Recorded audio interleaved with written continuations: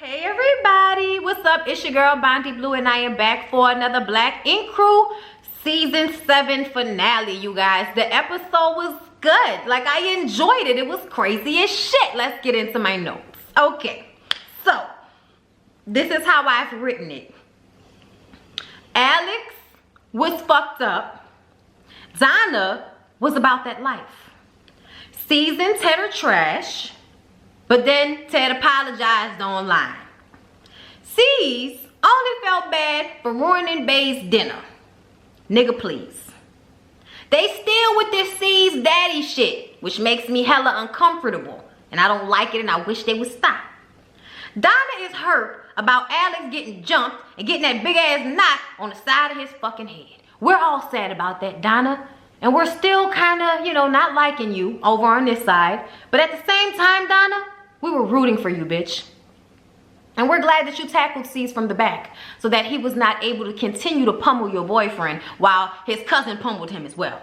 And I just want to say shout out to Alex for keeping sticking and moving with them niggas, all right? Like, he was getting some licks off them fools, okay? Yeah, they was wrong for the way they handled Alex. I don't know how that got misconstrued to some people in the last review. I was just saying I understood the mindset of somebody that wants to hit a female, but instead of hitting the female, they hit the dude. But I didn't say that that meant that that was okay. I didn't say that that meant that Alex should get jumped by the two of these big ass niggas. I didn't like that shit at all, and I was glad that Donna was another big bitch that was down for it, okay? And when the episode resumed and they were still trying to fight him and Teddy was trying to come out the doors, Donna was like, don't hold me back, hold that nigga back, okay? She was ready, okay? She was on her feet, she was ready. That nigga had to wear hats and head wraps for the rest of the episode because that knot was something atrocious. I mean, that was a nasty ass knot on the side of his head.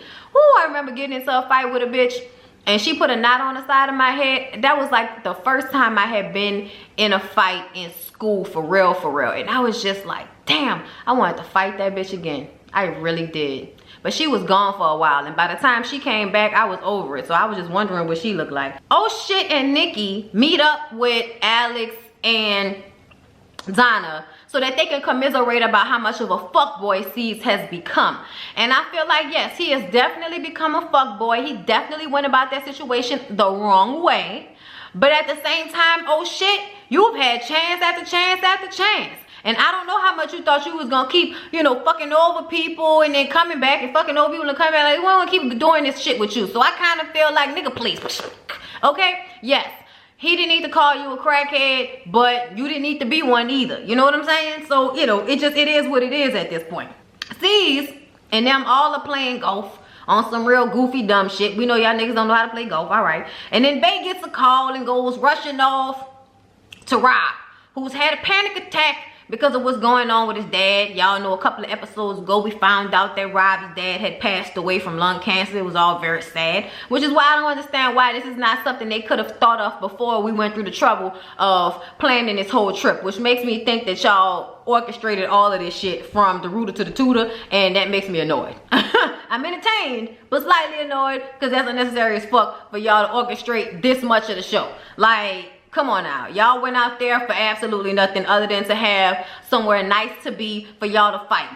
All right. So then C's makes his little butler run after her. And I just thought that was fucked up. I was like, what if the little nigga get hit by a golf ball and you sending him out there to run after this bitch while she's in a golf court that's, you know, golf cart that's caged up and shit. I just thought that was fucked up. You know, I just thought that was wrong. Ted and Tati pick apples together. And it's very romantic and loving, and we're supposed to be into it, but we're not. Ted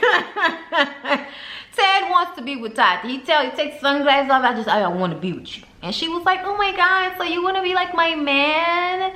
And like, I'm your woman? I like that. And I'm just like, now, do you want to be with her because you really want to be with her? Or do you want to be with her because you realize that she could possibly leave your ass before you done with her? Just asking. Just asking. I feel like he really like her because he ain't never wanted to be committed to any other bitch. So don't get me wrong. But at the same time, it's just kind of like, I mean, she just walked out of the damn club. I mean, out of the shop with a whole nother dude after she finished shaking her ass on him for about 10 minutes. And you want to be in a committed relationship with her like a couple of days later. How ironic. Let's move on. Like, you know, like, okay, Ted, if you happy, baby, I'm happy for you. Okay, I'm happy, so I hope you happy. So, y'all, they official now. Then Sky shows up. Sky shows up in a wig that's not glued down, a bikini, a long, beautiful fur coat, and one luggage bag, and a glass of champagne, and she was on the shits, okay? With the shits, on the shits. She arrived with said shits, okay? They were in that bag, okay? They were hanging off her coat. She was with the shits. When she walked up in there, I had one grand fucking opening. How many grand openings have I had? She expected them to be there for her and support her, but they were not. So she just started throwing all her shit. Okay, she took the coat off, she threw the luggage, she was throwing the champagne. I don't know how much champagne they had in that fucking glass, but she switched it around at least 2 or 3 times, okay? Everybody was scared and just thought they should stay quiet and not tell her that Ted and Tati are now official. C's ultimately says, hey, let's go talk. She says, nah, fuck you. He says, nah, fuck you. Let's go talk. They go talk. She still has to, you know, hit the new tattoo artist with some fucking champagne first, though. So they go and they talk. And after like a few seconds of screaming and hollering, she calmly and with a lot of thought and emotion tells him that she did not appreciate him not supporting her in her business endeavor because she sees him as a brother, a father figure. He is one of the best men in her life, if not the best, one of the men who has done the most for her ever in life, okay? And she values his opinion, and he stood there in her fucking face and told her that she couldn't do something that she wanted to do. Like he didn't believe in her or some shit like that. And she felt some type of way. And when she explained it to him in that way, he had his head down. And he was like, I feel terrible. I feel horrible for the way that I treated Sky, especially after she supported me through all of my businesses, you know? And I'm like, yeah, nigga, that's what we been saying. Which also makes me feel like y'all niggas have conversations about what y'all want to argue about. Just real convenient how this all played out. But I'm here for it. I'm here for it. I'm just saying, it's how I felt. Everything was tied up into a nice little bow, except for some things. But all in all, shit was tied up in a bow, and that's, you know, it is what it is at the end of the day. Like, I feel like that shit with them and Alex was real. Ain't nobody out here fake fighting with niggas like that. That was some real shit. I don't know what's going on with C's. Nigga got money, maybe doing coke now. You know, when you do a little coke here and there, you get a little upset, you know, you rage, you know, you go ham, you know, you do the most. I hope that's not what it is. And we just gonna go ahead and move on to mention once again that Sky's lace was coming off. And I just was so bothered by that. So they cool now again. He said he should have supported her, blah, blah, blah. Bae's wedding. Everybody is sitting there waiting on Bae's ass to get there. And she is not there yet. 10 minutes go by, 15 minutes go by. C tries to stall the priest by having something like a pimp to pimp conversation with this man who's in a Cardinals uniform. I was like, what the hell is really hood right now? This is uncomfortable. And then we see Bae calling her mom on FaceTime to tell her that when she came home to check on Rob, she thought they were going to come back, but she realized that he's really sad and they would rather get married at a time when they're both happy and not both sad. And I instantly felt like young Bae better get fucking married on her own, not on television. You better motherfucking elope. You better go to the justice of the peace. You better go to the motherfucking courthouse. But I'm gonna tell you again, we not gonna have not another weekend trip for a fucking wedding with Bae that will never happen to a man who she has a child for. I don't understand this. Why you keep playing with our emotions, Bae? I was so aggravated. I was like, bitch, you better not come on this show not another fucking season talking about y'all come to my wedding, we filming the wedding. Get the fuck out of here. I don't want to see that shit no more. I don't want to see it ever again. So Bae's mom, with her non-English speaking ass, tries to have a conversation with C's about what Bae has told her, but to no avail. Until she comes into the room and sits down and she says it again because she realizes that nobody's leaving. One of the new tattoo artists, the one with the tattoos all over his face, kind of scary, but seems kind of cool. They was joked the fuck out the whole episode. Really enjoyed seeing them laugh at these niggas. He says that he knows Korean, and Bae's mom said that ain't no wedding gonna happen here.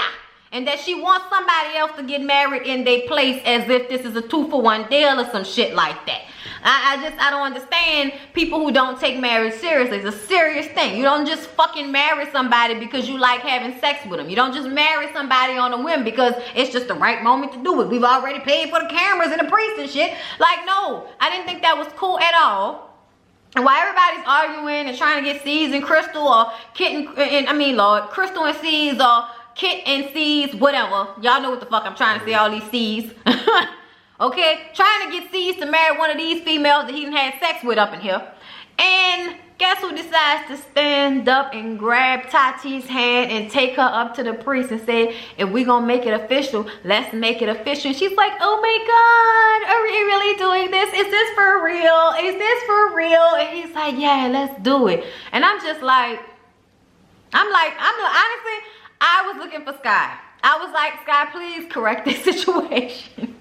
Like, why is this happening, bro? Why is this happening right now? Like, I'm just saying, like, nigga go from being a whole hoe out here, okay? Can't even be in a committed relationship with a bitch for 5 minutes, let alone decide after she leave a party that she was at with this nigga, with another nigga, now you want to wife the bitch. Are you serious? Are you serious, my nigga? Oh, my God. Oh my God. Some behind the scenes shit we didn't know about. All I know is I'm just gonna go ahead and say, you know what? I'm happy for y'all. Y'all look like y'all love each other. Y'all look like y'all happy together. Y'all better go ahead and zip it and motherfucking do it. But I thought it was very convenient that when you say you want to marry somebody and you stand up there with a priest like it's about to happen, but then here comes Sky with her crazy shit, which we know is probably gonna happen. And Sky flips the fuck out. Okay, she been sitting there after 8 Hennessy's and realized that this is not a joke. She thought it was a joke. And then when she realized that it was really happening, she took one of the chairs and threw it at Ted's head. And my husband feels like there's no way that that shit was for play. Because she threw a chair at this nigga's head. And that chair did not look like one of them plastics that don't really hurt that bad. It looked like one of them plastic / woods that hurts a little bit when it hits you in the side of the fucking head. And I was just looking at this situation like, I was just in awe of the capability of these people to just get ratchet and more ratchet. It is unbelievable out this motherfucker. Anyway, she said she wasn't taking that shit. Get the fuck out of here with that. She goes off. C says get her the fuck out of here. And he decides that he gonna marry them. As if he has any kind of officiating capability. Like, nigga, you can't marry nobody just because you the owner of Black Ink and the executive producer on this fucking show. Like, I'm guessing that's what it is. I'm guessing he's an executive producer. I don't be paying attention to the credits, but I would hope that's what he do at this point. Producer, executive producer, whatever, nigga. You better be getting money on the back end, okay? All this shit that you putting out there, okay? You, like you said, you was on this motherfucker with no teeth in your mouth, okay? You put your life out there for these niggas. You better be producing something. Yeah, y'all. The episode was crazy as shit. So after, you know, they do the little fake wedding shit and they kiss and all of that, they go back into the rest of the house, and I guess Sky decided that she was gonna let it go. Probably went to go smoke a blunt and was like, I ain't even gonna give a fuck for this episode, and decided to put these niggas in a headlock / hug all the way to the ground. And then she said, no, you guys are beautiful. You guys are great. Lyric, are we gonna have to go through this every time you make me this? I think so, man. I think so. He do this every time I ask him to make me Baileys. I always like ice in my Baileys. And he brings it to me every time with no ice. Mind you, nigga put ice in everything else I drink except for wine. Everything else. I don't even like ice in apple juice and all of that shit because it gets watery eventually. He puts ice in it anyway. Nobody asked you that shit. Oh, nigga. Oh, thank you. Thank you. In my life. So yeah, y'all, that was Black Ink Crew. I hope y'all enjoyed the review. I am very excited about this upcoming season of Chicago because it looks a hot ass mess. They got new people, everybody's back in the shop, and there are more fights than ever before. I'm excited and I can't wait to see it. Also, the live that I did for the extravaganza Christmas party with Black Ink Crew that they did. I had to take that down. Alex made me feel like they was gonna, you know, try to revoke my live privileges like they did him. So after it was over, I deleted it. But I did, you know, make a little money off of it. So I appreciate the people who gave me money during my live. Thank you for super chatting. I appreciate you so very, very, very, very much. So yeah, I hope everybody who was there for that enjoyed that, and I hope that everybody who was here for this enjoys this. I'm going to do a motherfucking advice tomorrow. I'm gonna do it tomorrow. I'm probably gonna do it around 7 or 8 o'clock. Okay, it depends on what time I get back from picking up my husband from work, and it be traffic. So I'm shooting for like 7:30, 8 o'clock. Be looking for me around that time for a live motherfucking advice on Thursday. All right, now this is Central Time. So if you in New York, then this is about 8:39 for you. You in New Orleans, this is 7:38 for you. Okay, if you over there on the West Coast, this is 5:36 for you, I believe. Yeah, 2 hours. I be having to think about it sometimes, y'all. I'm sorry. I'm sorry. Them neurons don't be moving as quick as they used to, boy. Damn. Oh, it's all the drugs. Anyway, I'm just joking. Anyway, it could be all the alcohol. I'll tell you that much. Anyway, I hope y'all enjoyed the video, and I'll see y'all in the next one. Peace out.